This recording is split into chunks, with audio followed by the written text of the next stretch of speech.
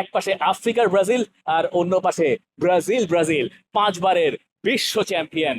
বিশ্বকাপ এবার বোধহয় আক্ষরিক অর্থেই শুরু হচ্ছে। ওয়ার্ল্ড কাপের first big match Brazil versus Morocco আপনি সরাসরি দেখবেন টি স্পোর্টসে। আর সেই ম্যাচের প্রিভিউতে আপনাকে আমন্ত্রণ জানাচ্ছি।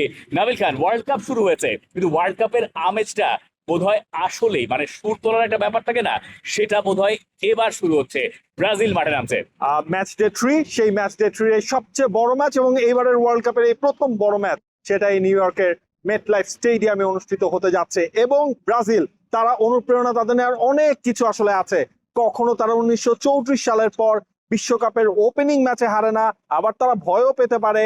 ব্রাজিল কখনো আসলে কনকাকাফের কোনো টিমের এগেইনস্টে, কনকাকাফ তো নয়, আফ্রিকার কোনো টিমের এগেইনস্টে তারা হারে নেই, যেটাও হেরেছে আবার লাস্ট বার কিন্তু ক্যামেরুনের এগেইনস্টে গ্রুপ স্টেজে। সো অনেক কিছু রিপিটেশন হবে, নাকি হচ্ছে গিয়ে সেই ফর্মটা ব্রাজিল ধরে রাখতে পারবে? লাইভ বয় কিনে কল দাও টোল ফ্রি নম্বরে আর এক নিঃশ্বাসে গোল বলে জিতে নাও ফিফা বিশ্বকাপ 2026 এক্সক্লুসিভ পুরস্কার। এবং সবচেয়ে মজার ব্যাপার বা সবচেয়ে স্বস্তির ব্যাপার ব্রাজিলের জন্য, সেটা হচ্ছে ব্রাজিল এই ইউএসএতেই 1994-তে বিশ্বকাপ চ্যাম্পিয়ন হয়েছিল। সেই স্মৃতিটা নিশ্চয়ই ব্রাজিলের এই জেনারেশনের ফুটবলাররা তাড়া করে ফিরবেন এবং সেটাকে তারা পুনর্জীবিত করতে চাইবেন ইউএস এর মাঠে। আমরা খুব বেশি কথা না বাড়িয়ে একেবারে ব্রাজিলের প্রিপারেশন কেমন গেল, ব্রাজিল কি করতে চায়, ব্রাজিল মরক্কোর সঙ্গে পারবে কিনা সেই আলোচনা যেতে চাই। আমি একটু মজার একটা গল্পই বলি। আজকে যখন ব্রাজিল প্র্যাকটিস করছে, ব্রাজিলের প্র্যাকটিস সেশনের সময় মরক্কোর দুজন সাংবাদিকের সঙ্গে আমার কথা হচ্ছিল। বাংলাদেশি শুনে ওনারাই এগেলেন, খুব আনন্দিত হলেন।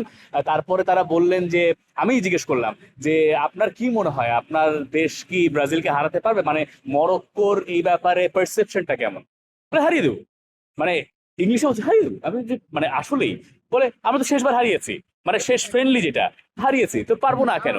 আবার ওই যে আন্ডার 20 ওয়ার্ল্ড কাপের চ্যাম্পিয়ন মরক্কো, সেই জেনারেশনের কয়েকজন আছেন। নতুন কোচ যিনি এসছেন তিনি ওই আন্ডার 20 বিশ্বকাপ জয়ী দলের কোচ মরক্কোর। 2 মাস আগে তাদের কোচ পরিবর্তন হয়েছে। এই মরক্কো আগের বার বিশ্বকাপে সেমিফাইনালে গেছে। এগুলো বলতে বলতে আমরা বহুবার বলে ফেলেছি।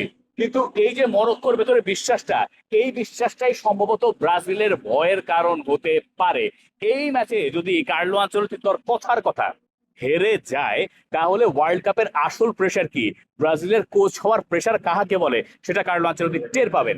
আনচেলত্তি সেটা যে কোনো মূল্যে আটকে চাইবেন। আনচেলত্তিও তো বলছেন যে তাদের কাছে আসলে দরকার একটা ফ্রেশ স্টার্ট করা, একটা ভালো স্টার্ট করা। হ্যাঁ, মরক্কো এই জায়গায় আপনি লাস্ট ওয়ার্ল্ড কাপের কথা বললো, ওই প্যাতোয়েতে তারা যাদেরকে হারিয়েছে, এবার ফার্স্ট ম্যাচে ব্রাজিলের পরীক্ষা তাদের রয়েছে, এই গ্রুপে স্কটল্যান্ড এবং হাইতি রয়েছে। সুতরাং কোনো দলেই কিন্তু এই জায়গা থেকে আপনার পা হরকাতে চাইবে না। রিসেন্ট ফর্মের বিবেচনাও কিন্তু আপনার মরক্কোকে কেন ধরতে হবে? দেখেন, কোয়ালিফাইং রাউন্ডে মরক্কো কোনো ম্যাচ কিন্তু হারে নাই, অর্থাৎ ওই জায়গাটা থেকে আনবিটেন থেকে তারা এবারের ওয়ার্ল্ড কাপের এই মঞ্চে এসেছে। সুতরাং ব্রাজিলকে চিন্তা করতে হবে মরক্কোর সে প্রেজেন্ট ফর্ম এবং মরক্কোর বেশ কিছু ইনজুরি প্রবলেম ছিল সেগুলো নিয়েও। আচ্ছা, মরক্কো কি আফ্রিকার চ্যাম্পিয়ন আপনি কি জানেন?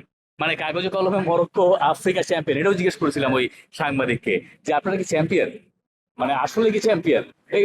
একটু অপ্রস্তুত হয়ে গেলেন। হ্যাঁ, আমরাই চ্যাম্পিয়ন, ঠিক আছে। তো মরক্কো ফুটবলে যে ইনভেস্টমেন্টটা করেছে গত কয়েক বছরে, এরপরে মরক্কোর ফুটবলে প্রত্যাশা আরো বেশি বেড়ে গেছে এবং ব্রাজিলকে হারানো সম্ভব এটা তারা মনে প্রাণে বিশ্বাস করে। এই বিশ্বাস নিয়ে তারা এই মাঠে খেলতে যাবে, মানে এই আমাদের ঠিক পেছনে থাকা এই স্টেডিয়ামে ম্যাচটা যখন তারা খেলবে। কিন্তু ব্রাজিল তাদের আসলে কোনো চেঞ্জ হচ্ছে কিনা, মানে ব্রাজিলকে আমরা কার্লো আনচেলত্তির আন্ডারে যে ব্রাজিলকে গত প্রায় 1 বছর সময় জুড়ে দেখতে পাচ্ছি, সেই ব্রাজিল আসলে কি ধরনের কৌশল অবলম্বন করতে চায়, মরক্কোকে তারা কি করে হারাতে চায়।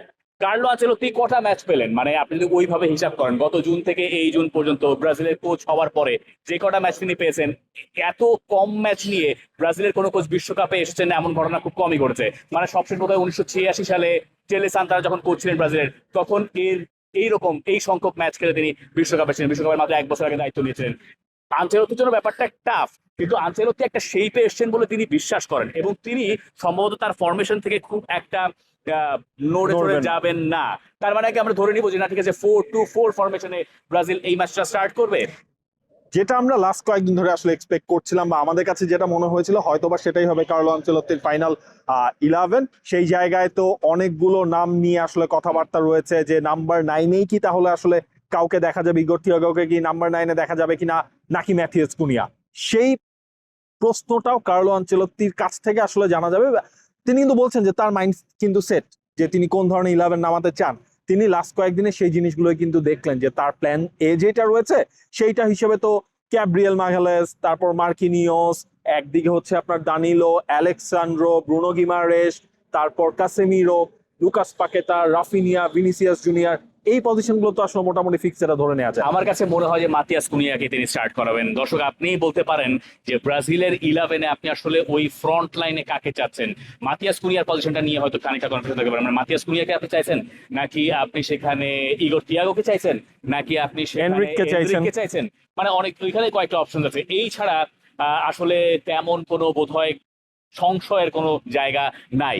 ব্রাজিল যে কাজটা মরক্কোর সঙ্গে এড়াতে চাইবে বা করতে চাইবে, মরক্কো কাজটা কি করবে? মানে মরক্কো আগের কোচের আন্ডারে, ওয়ালিদ জেগেরির আন্ডারে আমরা যে মরক্কোকে দেখেছি, মানে বল তাদের পায়ে না থাকলেও হয়, কিন্তু যে কোচ মার্চ মাসে এসে বললেন যে অনেক হয়েছে, আমার দলের এখন একটা মানে রিফ্রেশমেন্ট দরকার, একটা রিফ্রেশ টিম দরকার, আমি ভাই চলে যাই, তখন তো মরক্কোর আসলে হুড়মুড় করে মাথার উপর থেকে ছাদটা নেমে পড়ার কথা, ভেঙে পড়ার কথা, তা ভাঙে নাই। মানে মরক্কোর বিশ্বকাপের 3 মাস আগে কোচ চেঞ্জ হয়েছে, কিন্তু মরক্কোর স্টাইল অফ প্লেতে কোনো পরিবর্তন হয় নাই।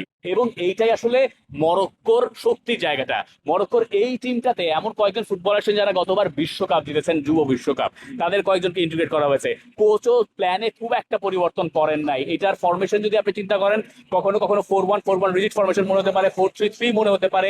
এক পাশে যদি আপনি আশরাফ হাকিমিকে ধরেন, ফুল ব্যাকের কথা বলছি, আশরাফ হাকিমিকে ধরেন, তাহলে অন্য পাশে আপনি রাখবেন মাজরাউইকে। এবং মাজরাউই থাকা না থাকা নিয়ে একটা প্রশ্ন ছিল, মাজরাউই থাকছেন এটা মোটামুটি নিশ্চিত করে বলে দেওয়া যায়। আর অগার্ডের জায়গাটা একটা প্রশ্নের সম্মুখীন, যিনি ইনজুর্ড হয়ে গেছেন, একটা বড় সেটব্যাক মরক্কোর জন্য। ওই জায়গায় আসলে শেষ পোষ কাকে খেলানো হবে, এইটা একটা চ্যালেঞ্জ। আবার এজাল জুলির জায়গায় কে খেলছেন, তিনিও ইনজুর্ড হয়েছেন, সেইটা একটা চ্যালেঞ্জ। এই ছাড়া মরক্কোর যে 11 আমার কাছে মনে হয় না সেটা নিয়ে খুব একটা নড়চড় করার চেষ্টা মরক্কোর কোচ করবেন। এই জায়গায় একটা বড় প্লাস পয়েন্ট হচ্ছে আপনার আশরাফ হাকিমির জন্য স্পেস ক্রিয়েট করে দেয়া, সেই জায়গাটা কিন্তু করে। তখন দেখেন ওই 4-1-4-1 ফরমেশনে খেলুক বা 4-3-3 ফরমেশনে খেলুক, সেটা কিন্তু ওই হাকিমির স্পেসের জন্য সেটা ইনভার্টেড হয়ে আপনার অনেকটা 4-2-2-2 এভাবেও কিন্তু চলে আসে। সুতরাং ওই হিসেবটা যদি আপনি করেন যে মরক্কো ট্রাই করবে, তারা ব্রাজিলের যেহেতু ফুল ব্যাক পজিশনে আপনার একটু হলেও ঘাপলা আছে, একটু হলেও আপনার এক্সপেরিয়েন্স আছে ঠিকই, কিন্তু এখনো এই লেভেলে সেই এক্সপেরিয়েন্স দিয়ে কাজ চালানো যাবে কিনা সেই প্রশ্নটা কিন্তু থেকে যাচ্ছে। সুতরাং ওই উইং গুলো আসলে এক্সপ্লয়েট করতে চাইবে আশরাফ হাকিমি এবং মাজরাউই, এই দুজন। এবং আপনি আরো একটা জিনিস দেখেন, এই মরক্কোর টিমটা কিন্তু ওভারঅল একটা সেট টিম আপনি বলতে পারেন। আপনি এখানে ওনাহিকে আপনি পেয়ে যাচ্ছেন, আপনি এখানে ব্রাহিম দিয়াজকে পাচ্ছেন। মানে এই নামটা কিন্তু আমরা মিস করে যাচ্ছি, ব্রাহিম দিয়াজ। হ্যাঁ, ব্রাহিম দিয়াজ হচ্ছে এই জায়গায় আপনার অপশন হতে পারে। গোল স্কোরার হিসেবে অনেকগুলো ভ্যারিয়েশন তাদের রয়েছে, ইয়াং এনার্জেটিক ভ্যারিয়েশন। সো সব মিলিয়ে না মরক্কোকে আসলে হেলায় ফেলায় ফেলে দেওয়ার কোনো সুযোগ আসলে নাই। থাকলে তো এটাকে আসলে বিগ ম্যাচের মোড়কে আমরা কেউই রাখতাম না। কিন্তু ব্রাজিলের চ্যালেঞ্জ যেটা, এটা মিলিয়ে দেখতে পারেন যে মেলে কিনা আমার এই আলোচনার সঙ্গে। ম্যাচের পরে ব্রাজিলের মিডফিল্ড ব্রাজিলের চ্যালেঞ্জ, মানে কাসেমিরো আর ব্রুনো গিমারেস, তারা যদি আউটপ্লেড হয়ে যান, মরক্কো এই ম্যাচে ব্রাজিলকে হারিয়ে দিতে পারে। ওই মিডফিল্ড খুবই খুবই ইম্পর্টেন্ট। ব্রাজিল আসলে কি কাজ করার চেষ্টা করবে? ব্রাজিলের কি আসলে কোনো মানে কৌশল কারণ আছে আন্ডারে? কি মানে আপনি বলতে পারবেন না যে সিস্টেমের টিম, এটা মোটেই সিস্টেমের টিম না। তিনি বরং এই প্লেয়ারদের কাছ থেকে সেটা বের করে আনার কাজটা করতে চান। প্লেয়াররা সামনের দিকে বল উইন করার চেষ্টা করবে। মরক্কোর কাছ থেকে যত আপ ফ্রন্টে গিয়ে হাই প্রেস করে ব্রাজিল বল দিতে পারে, ব্রাজিল ওইখান থেকে ভয়ঙ্কর। কারণ আপনার কাছে রাফিনিয়া আছে, আপনার কাছে ভিনিসিয়াস জুনিয়র আছে, তারা আপনাকে ওই জায়গায় এক্সপ্লয়েট করে দিতে পারবেন। এই কাজটা ব্রাজিল করতে চাইবে এবং এইখানে মরক্কো কোনো রকম কোনো ভুল করতে চাইবে না, সেটা নিজ থেকে খেলা বিল্ড আপের ক্ষেত্রে হোক বা অন্য যে কোনো সিস্টেমে হোক। ওই জায়গাটা খুব ইম্পর্টেন্ট যে নিজেদেরকে ধরে রাখা ওই স্পেসিফিক ওই জায়গাটাতে। আর ব্রাজিল যেটা করবে, ওই আপ ফ্রন্টে বল জেতা ছাড়া মিডফিল্ডের দখলটা হোক বা না হোক, মিডফিল্ডের কন্ট্রোলটা তাদেরকে রাখতে হবে।